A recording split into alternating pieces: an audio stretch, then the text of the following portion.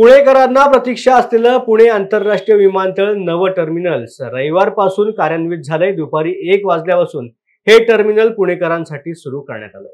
नव्या टर्मिनलमधून वर्षाला 90 लाख प्रवाशांना ये-जा करता येणार आहे। सुसज्ज व्यवस्थांसह या विमानतळाला 6 बोर्डिंग गेट निर्माण करण्यात आले। अत्याधुनिक सोयी सुविधांसह पुण्याच्या संस्कृतीची छाप या टर्मिनलवरती पाहायला मिळत आहे।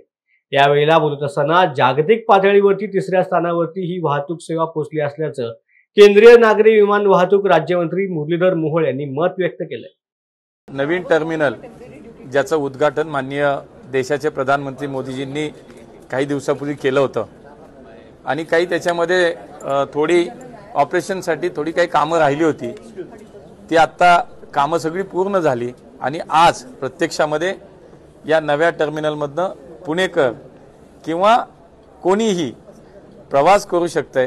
त्या प्रवासाची आज सुरुवात होतीये। इतकं सुंदर आणि खरं तर पुण्याची महाराष्ट्राची संस्कृती आणि त्याला आधुनिकतेची जोड असलेलं हे विमानतळाचं हे सगळं नवीन टर्मिनल पाहिल्यानंतर नक्कीच प्रवासी खूप आनंदी होतील, समाधानी होतील। आपण जर पाहिलं तर मागच्या जवळपास 10 वर्षात या देशामध्ये जवळपास 75 नवीन एअरपोर्ट्स तयार झाली।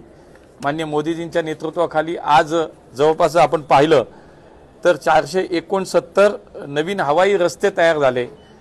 इतकी मोठी प्रगती या क्षेत्रामध्ये मोदीजींच्या नेतृत्वामध्ये देशात झाली। आजही आपण जर पाहिलं तर या ठिकाणी विविध एअरपोर्टच्या सुविधा या सरकारच्या काळामध्ये निर्माण झाल्या। त्याच्यामध्ये दिल्ली असेल, त्याच्यामध्ये बेंगलोर असेल, अयोध्या असेल, या ठिकाणी नवीन टर्मिनल्स उभी राहिली।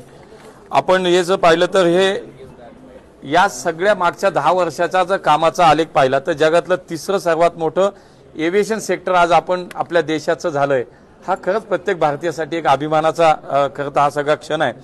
येत्या काळात जवळपास 20 ते 25 नवीन एअरपोर्ट्स या देशामध्ये आता कार्यान्वित होत आहेत।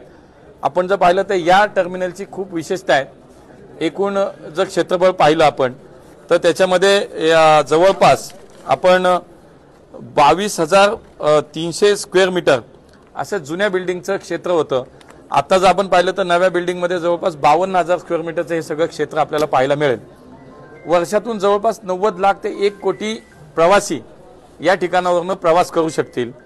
पहिल्या फेरीमध्ये आज एअर इंडिया आणि एअर इंडिया एक्सप्रेस या एअरलाइन्सच्या आज या ठिकाणी सुविधा सुरू होत आहेत। प्रवाशांच्या सुविधेसाठी अनेक गोष्टी या ठिकाणी आधुनिक पद्धतीने उभ्या केलेल्या आपल्याला दिसतात। आज सुरुवातीच्या या सगळ्या याच्यामध्ये आज 9 अरायव्हल आणि 9 डिपार्चर्स आहेत। उद्यापासून 16 अरायव्हल्स आणि 16 डिपार्चर्स आहेत। जर पाहिलं आपण तर हळूहळू सगळ्या गोष्टी या ठिकाणी जुन्या विमानतळाच्या सगळ्या शिफ्टिंग होत आहेत। या ठिकाणी CISFची मॅनपॉवर लागत होती, ती माननीय अमित भाई शाह यांच्या सूचनेनुसार ताबडतोब आम्हाला मिळाली। इमिग्रेशनचं शिफ्टिंग आता होतंय। बेल्ट्सच्या संदर्भात सुद्धा ताबडतोब कारवाई झाली। अत्यंत चांगल्या पद्धतीचे नवीन या ठिकाणी जवळपास 5 बेल्ट्स आज आपल्याला पाहायला मिळतात जे कार्यान्वित झालेले आहेत। त्यामुळे एक आधुनिक पद्धतीची अत्यंत चांगली सुविधा पुणे आंतरराष्ट्रीय विमानतळावरती या ठिकाणी आपल्याला पाहायला मिळेल आणि आज एक आनंदाचा दिवस आहे की पुणेकरांनी नवीन एअरपोर्टचं हे टर्मिनल आज सुरू झालंय। सर्व पुणेकरांना मनापासून शुभेच्छा।